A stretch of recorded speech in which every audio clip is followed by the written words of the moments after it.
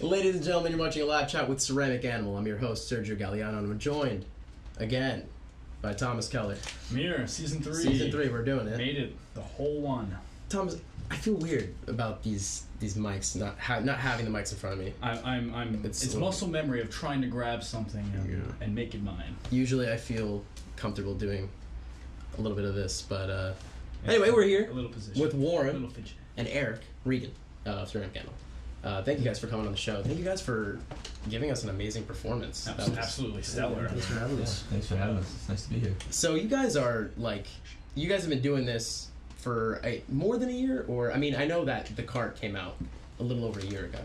So when did Ceramic Animal come about? About how long ago? It was probably 2.5 years ago. Ish. Okay. We played a little bit before then. Mostly cover stuff at bars and just getting the reps in. We used to play 3-hour sets. So bars around here, or? No, it was more north suburban Philadelphia. Oh, cool. You guys are from Doylestown, right? Yeah. So we played in Doylestown. We played in Newtown a little bit. Yeah, Newtown, New Hope. Oh, that's cool. Where in Newtown? Because I'm from that area too. Yeah, it was just Green Black Bay or something. the Black Sheep. Black Sheep, something like that. I don't know. That ring a bell? A little bit, yeah. But I didn't realize you guys are from that part of town. It's cool. All right. But you guys have a following in LA now. You guys just got back from LA. Yeah. Just got back. What was that like? What was LA like? It was cool. It was great. The whole California weather, right? Dude, seriously, we couldn't stop talking about it. Yeah. Great. Is that your Beautiful first time you out guys there. over there, or how did that even happen? Going from East Coast all the way over, that's awesome. Well, kind of the reason we kind of did it was you kind of, this day and age, you can kind of look at where people are listening to you, what cities, what states, and plus we get a lot of emails and messages from the great people out west in LA specifically, and so we're we got to get out there and play, and so we did. So just planned a little quick two show trip, played in LA, zipped up north, was it Pacific Highway, shot up north, played San Francisco, then hopped on a plane back. San Francisco. Yeah. What was that like? Yeah. San Francisco is great. I had been there once before, but just to be reminded of the hills. It's nothing we have out here, really. Yeah, it's insane. Dallas was talking about how you guys were gonna go see where they shot Fuller House, and it didn't. We felt like we were just driving on every street like that. But, we're in a movie. You're this is close enough. Yeah. Trying to get that That's feel. basically it. Awesome. Yeah. Okay, so let's talk about the card a little bit then. 8 tracks, wonderful, I gotta say, and I'm so happy you guys opened with Mistakes. It was really cool. What about that process, though? The card, how did it come about? Is there anything you'd like to share with us on that? What were you guys thinking about? The card is kind of a collection of a bunch of stuff we were kind of working on through the years. It's a wide range of influences. I think everyone brings some influences into that. I think late 60s, early 70s. Yeah, definitely psychedelic in that. Rock, a little bit of psychedelia. I love me some good psychedelia. Yeah. I mean, always in the keys too. It sounds great. Yeah, I always feel not to I didn't want to overload it with that, but it definitely nice subtle touch. Yeah, because you're not far out all the time. Not always far. Yeah. That's funny, man. So hey, other than LA, where have you guys been playing? You guys did the show at Music Fest, right? In Bethlehem Steel. Yeah. Right? You Yeah. guys did you open up for Father John Misty or something? Yep. Yeah. Yeah, we had to play with Father John Misty, which was great. Yeah, that's awesome. Yeah, that stage was pretty awesome too to play That's on. pretty incredible. And then we played. We opened for a band called Kasabian as well. Yeah, just a couple weeks ago. Yeah, that was at the Truck. Oh, sure. Okay. Yeah. And they're huge in England. Oh, okay. I see. Enormous, giant, like huge arena rock band. Okay. Oh, really? Yeah. Yeah. So everyone there, I don't know. I guess in the States they're not as. They're still big, obviously, but everyone in the audience seemed like they were all from Europe. Yeah. Which is cool. Yeah, it was pretty cool. Cool. Real passionate audience too, way way into it. Just like, and even for us, a lot of them, like, they're really receptive too, which is great to play in front of an audience that doesn't necessarily know your stuff and still can get into it. All right, well, let's go into what we wanted to talk about. Let's go into what we want to talk about. So, okay, this past summer, I've been reading a lot. I've been reading a lot of Pitchfork. Well, Reddit. I'm not sure if I heard it there first, but so I want to talk about the ethics of fan-made music videos, like on YouTube, right? Where you have like these people who, you know, they catch wind of a song, or they're like really interested in like some artist, and then they, you know, cut together a music video of whatever it is that they want to do. They shot it, I don't know, they got like source material, and they slap the song on there without the artist's permission, and then that video goes viral, right? So I want to talk about essentially the positive and negative effects of that. Let me give you an example, right? There's a whole subgenre of vaporwave on the internet right now called Simpsons Way, and I'm not kidding you. There's a whole culture of people who, you know, take these vaporwave tracks and they cut together like Simpsons clips, and then they just make like these fan-made music videos about, you know, whatever the Simpsons or whatever the song is, and then those videos go viral, and those bedroom producers who wouldn't have like gotten out any other way, they blow up, right? So, you know, but those people who are making those videos, they're not really asking for permission about, you know, using those tracks. So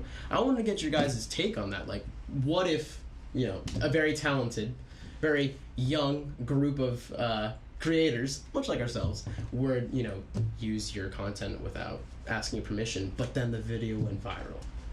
So what if, you know? I think go for it. Oh, yeah? Yeah, I think it's always better to, you know, do first and then, like, ask for forgiveness. Beg for forgiveness. It's easier to say sorry than if you're actually inspired enough to do that and take the time to do it, I think. Yeah, and I feel like that's something at least anyone does. When they hear a song, they kind of just picture their own set of visuals towards it, their own sort of narrative. Like, I know a famous example is with MGMT's Kids music video, is that they actually had a fan-made video out that most people probably think is the official, and it's with the two people in the black and white face makeup, and they're dancing around just sort of like this, you know, single shot of their in front of the camera. Dude, I didn't know that was the fake one. Yeah, and so that video went viral in like 2007 on YouTube, and the band actually invited them on into a real music video set because that video got so big. You know, That's great. Yeah, I'm totally for it. I think where it starts getting a little funny is when people start uploading like just the same song. it's just like a lower quality. Like instead of 1080, it's like 360 and all that. And then just a still background. Yeah. I don't get.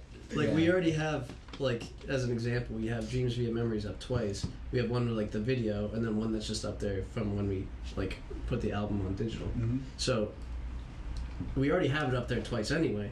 And then if you go on, there's like 4 or 5 other ones that are just like of lower quality.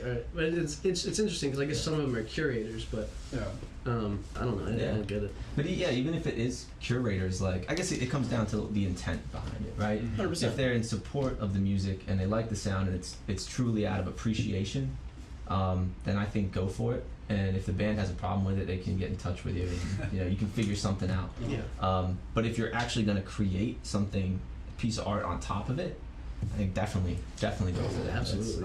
Like we've gotten some like fan art before with posters and whatnot, and like it's really cool to see like different people's like interpretation of what we look like or what they think of us or kind of that kind of thing. It's interesting. So encouraged. Okay. And normally it really is out of appreciation, right? Like you don't usually have someone who's making any kind of content over content that they don't appreciate or aren't fans of. You know what I mean? I mean, you might have channels that are kind of set up to steal views, right? And kind of revenue from that, right? And that's clearly not what we're talking about here because that is kind of culpable and they're not desirable. But what we're talking about, I think, is totally cool. Yeah, 100%. And you know, there's also something to be said about people who are making content for the sake of sharing the music as well, right? Even if it's just like so going back to the still, right? If it was a little more than that, you know, if it was something along the lines of maybe moving images or something that was more interesting than something a bit more crafted. Yeah, I think then maybe it would be permissible, right? Like, I mean, I don't know. Like, I feel like when you're trying to share it, I think that's that's the good intention. I mean, am I right or wrong? Yeah, like I mean, if you're a curator and you need to upload it because you have a lot of subscribers or whatever on YouTube, and doing a playlist like won't cut it. Mm-hmm. Yeah, I mean it is what it is. But okay, well, what'd you guys bring for us today? What are we talking about from Sergio Galeano? Diving in. So I guess what we could talk about is a bit of a serendipitous moments we've had with Matt Pinfield. Okay. Matt Pinfield. You guys familiar with Matt Pinfield? The guy, MTV VJ. Yeah. I gotta be honest, 120 minutes, a little before my time. A little before my time, but I mean Matt Pinfield. Yeah, and you know we did some read up on him. He's talked to loads of fantastic bands over the ages. You know, he's got that really cool podcast right now, 2 hours. But you guys met him? Yeah. So the first, so he was a little before our time as well. So I guess our first encounter with Matt, we were at a party. He was kind of like a friend of a friend, and so we were just kind of mingling and kind of getting introduced to different people. And I see this guy, and I'm like, I know this guy from somewhere. And I couldn't place him. And I'm like, I know this guy. Yeah. Like, how do I know this guy? So anyway, we kind of get around, and a mutual friend introduced us, and they introduced him as Matt. It still doesn't click. Like, it still doesn't ring a bell, but I'm like, Matt, what could it be? So the night goes on, and had a couple beers, and we're kind of gathering around like the stereo and putting on different like songs and stuff. And I think it was, I think we played like a Jethro Tull track or something. Yeah. And so this guy Matt, who we didn't know yet, comes over and starts like talking to us about music. How he really digs Jethro Tull, and then we start putting on like some like T-Rex and then Mott the Hoople, and like he's so knowledgeable about like music. I'm like, that's it, Matt Pinfield. Yeah, that's it. Just click. That's why he knows all this stuff. So we end up spending like the rest of the night hanging out with him. Oh, that's so cool. Yeah, just like drinking beers, hanging out, talking music with Matt. It was awesome. Were you wearing the suits? No, we weren't wearing the suits. This was pre-suit. Yeah. Like, where was this? Like, it's just some random house? Just like, a random party. It was like kind of like a dinner party. Oh, okay, cool. Nicer. But you certainly didn't expect to see like someone that you knew there, never mind someone that is a celebrity there, right? Mm-hmm. So we kept in touch with him a little bit, like emailed back and forth, sent him some tracks. He's actually sent him mistakes, which he dug, and then we kind of fell out of touch. And I heard that like he had moved to the West Coast. Actually, moved to San Francisco. He was living in the New York area, and then moved to San Francisco. And so we probably weren't in touch with him for like a year or so. And then we were heading out west, and we we're like, well, shoot, let's hit up Pinfield, see if he's around. Maybe he'll come to the show. He's in San Fran. So he's in San Fran, right?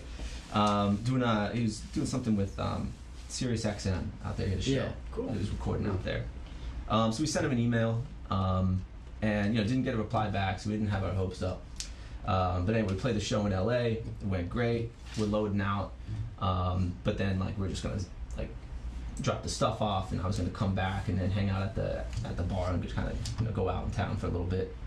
And I get a text from Warren. He says Matt Pinfield just pulled up. I'm like, no way. So our show in LA. So this isn't even in San Francisco. This is LA. Oh damn. And so I'm like, well, that's nuts. So I walk in, and Warren's already talking to him. I don't know if you have a... Yeah, we were high-fiving. We were hugging. It was a whole thing. He was meeting up with some other people there. And so, like, after he was done talking to them, I, like, walked up, and I was like, Matt, do you remember me? And he's like, yeah.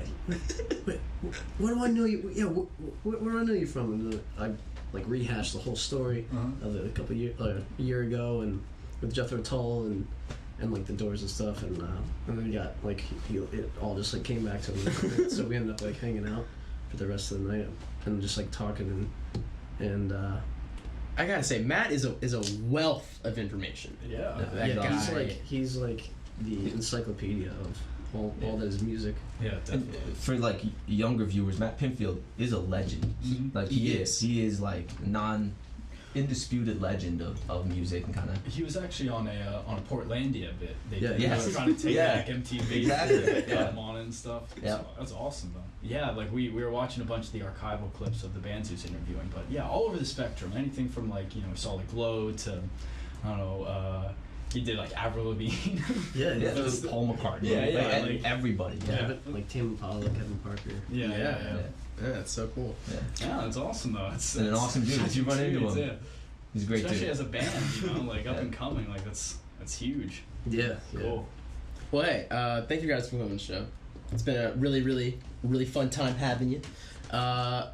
Do you guys have any projects coming out? Like, I know the car came out a little over a year ago, but are you guys working on anything? Like, what can we talk about? We got. We're always working on new stuff. We do have like a few songs in the bank right now, but we're gonna release something really soon, and hopefully get an album out within the next. I don't know. As soon as possible. Yeah, we haven't announced the date yet, but No, that's but good. expect it soon. Am I allowed to announce the date? No, I can't announce the date. Meg. Okay, well, hey, and I gotta say, the suits, they're working out. These? No, Yeah, no. these I little forgot, things. I forgot we had these on. Wow. Second skin over here. It's Oh man, well, thank you guys for the show, and thank you for watching.